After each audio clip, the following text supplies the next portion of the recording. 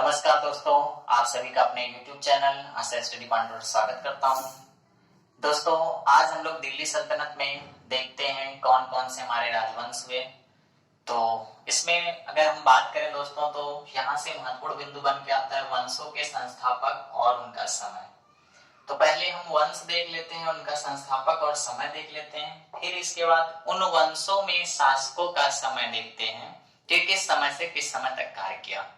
इसके बाद का जो हमारा वीडियो होगा, फिर हम एक एक वंश के बारे में चर्चा करेंगे, उसमें महान शासकों के द्वारा किए गए कार्यों के बारे में चर्चा करेंगे। जो भी महत्वपूर्ण बिंदु बनते हैं वे सारे ही कंप्लीट उसमें चर्चा हो जाएगी। तो अब दोस्तों, हम पहले बारे में बात करें तो पहले तो आप इस पार्ट को चाहें तो स्क्रीनशॉट कर लीजिए या तैयार कर लीजिए। अक्सर क्वेश्चन पूछता है वंशों का सही क्रम क्या है। तो दिल्ली सल्तनत में वंशों का सही क्रम पे पहला क्रम के बारे में बात करें तो गुलाम वंश या हम कह सकते हैं दास वंश। गुलाम वंश या दास वंश की स्थापना कुतुबुद्दीन ऐबक ने की थी। इसका संपूर्ण समय 1206 से लेकर 1290 तक रहा। फिर इसके बाद खिलजी वंश आया, जिसकी स्थापना जलालुद्दीन खिलजी ने की, जिसका समय 1290 से शुरू होता है, 1320 तक रहता है। तुगलक वंश के बारे में बात करें तो स्थापना गयासुद्दीन तुगलक ने की। समय के बारे में बात करें तो 1320 से 1412 तक। यहाँ पे दोस्तों ध्यान दीजिएगा, 1412 मैंने लिख रखा है और इसके बाद यहाँ पे नीचे 1414 लिख रखा है, तो ये बिल्कुल सही लिखा है।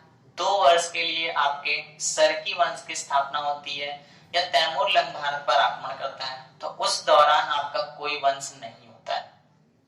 तो बहुत सारे उसमें वंश हैं छोटे, तो वो दिल्ली सल्तनत के पार्ट नहीं होते हैं, इसलिए यहाँ पे 1412 तक लिखा है, फिर 1414 से शुरू किया गया है। जब हम इसके डिस्क्रिप्शन में पढ़ेंगे, यानी इसका पूरा विस्तृत चर्चा करेंगे, तो वहां पे हम इसके बारे में बताएंगे। इसके बाद दोस्तों फिर सैयद वंश की स्थापना होती है, खिज्र खां करते हैं और इसका समय रहता है सैयद वंश का 1414 से 1451 तक। लोधी वंश आता है इसके बाद, जिसकी स्थापना बहलोल लोधी करते हैं और समय 1451 से लेकर 1526 तक रहता है। यानी अगर दोस्तों हम चर्चा करें गुलाम वंश, खिलजी वंश, तुगलक वंश, सैयद वंश, लोधी वंश, ये इनका क्रम रहा शासन करने का।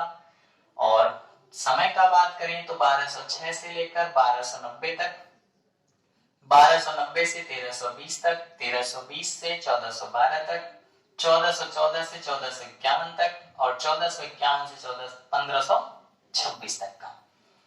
क्रम के बारे में बात करें कुतुबुद्दीन ऐबक, जलालुद्दीन खिलजी, गयासुद्दीन, खिज्र खां और बहलोल लोधी। तो दोस्तों अब हम लोग चर्चा करते हैं गुलाम वंश के बारे में।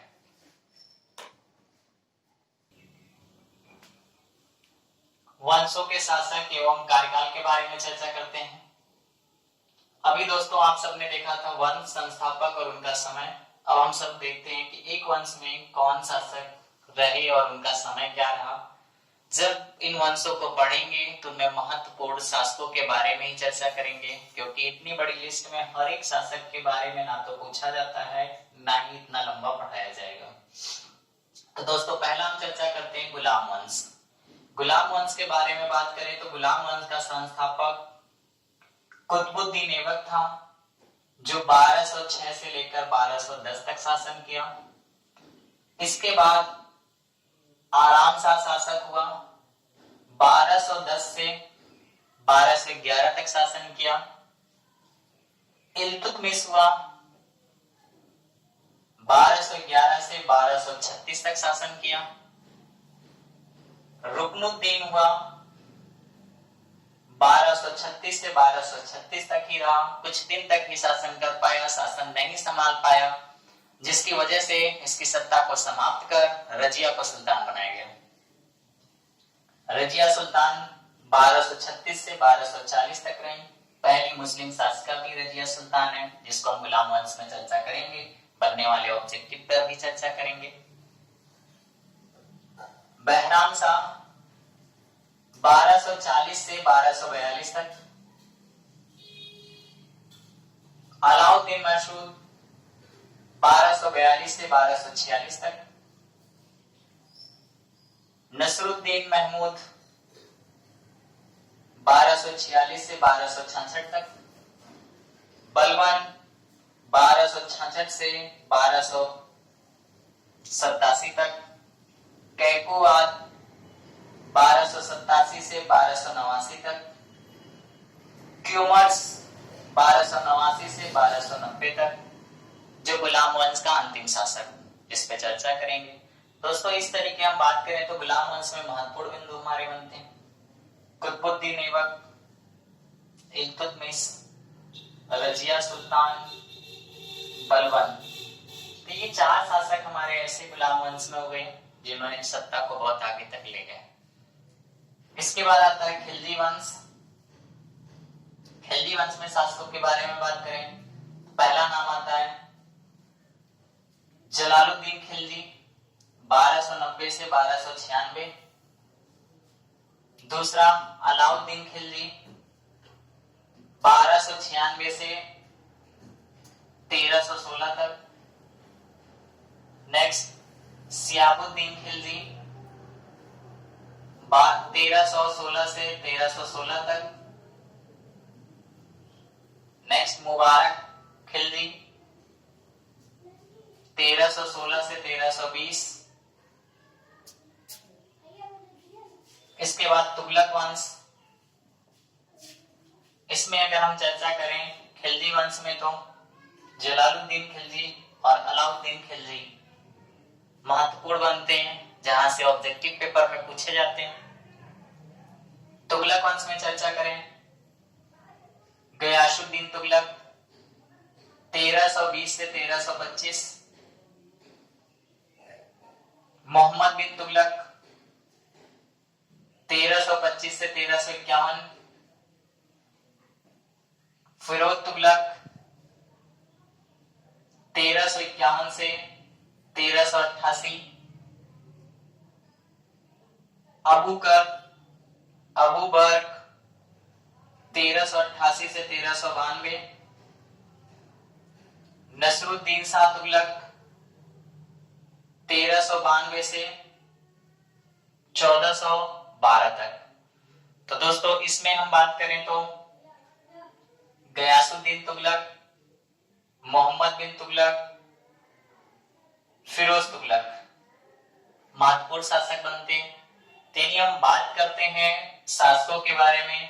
पहले वंश गुलाम वंश को हम चर्चा करेंगे, जिसमें कुतुबुद्दीन ऐबक, इल्तुतमिश, रजिया सुल्तान, बलबन पे चर्चा करेंगे। फिर खिलजी वंश जलालुद्दीन खिलजी पे चर्चा करेंगे, अलाउद्दीन खिलजी पर चर्चा करेंगे। फिर तुगलक वंश में आएंगे और तुगलक वंश में गयासुद्दीन तुगलक पे चर्चा करेंगे, मोहम्मद बिन तुगलक पर चर्चा करेंगे और फिरोज शाह तुगलक पर चर्चा करेंगे। इसके बाद दोस्तों देखते हैं हम सब।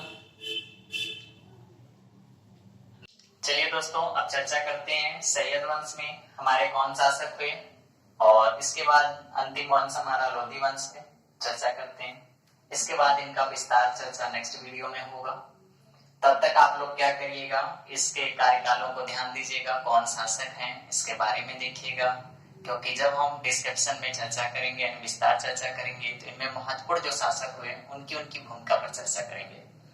सैयद वंश में बात करें दोस्तों तो सैयद वंश के संस्थापक खिलजी खां हुए। 1414 से लेकर 1421 तक इन्होंने शासन किया। नेक्स्ट शासक मुबारक शाह होता है, 1421 से 1434 तक शासन करते हैं। मोहम्मद शाह हुआ नेक्स्ट शासक, 1434 से 1445 तक शासन किया। अंतिम शासक अलाउद्दीन आलम शाह हुआ, 1445 से लेकर 1451 तक शासन किया। इस तरीके से सैयद वंश की समाप्ति 1451 में होती। अंतिम वेरी महत्वपूर्ण वंश है लोधी वंश। अक्सर एग्जामिनेशन में आप इसका क्वेश्चन देखते होंगे, ऑब्जेक्टिव मिलता है, संस्थापक भी पूछता है, अंतिम भी पूछता है, सिकंदर लोधी भी महान शासक होता है। तो ये शासन काल आपके तीनों ही शासक महत्वपूर्ण है। लोधी वंश का संस्थापक बहलोल लोधी 1451 से लेकर 1489 तक शासन करते हैं। नेक्स्ट शासक सिकंदर लोधी होता है, 1489 से लेकर 1517 तक शासन करता है। और अंतिम शासक इब्राहिम लोधी होता है, 1517 से 1526 तक इसका शासन रहता है। 1526 में बाबर आ जाता है और इसी के साथ आपके इन वंशों की समाप्ति हो जाती है, जिसका हम चर्चा लोधी वंश में चर्चा करेंगे। तो वहां पे आप पानीपत का युद्ध देखेंगे, जहां से इब्राहिम लोधी पराजित होता है और सत्ता आपकी समाप्त होती है, नए शासक की सत्ता बनती है। धन्यवाद दोस्तों।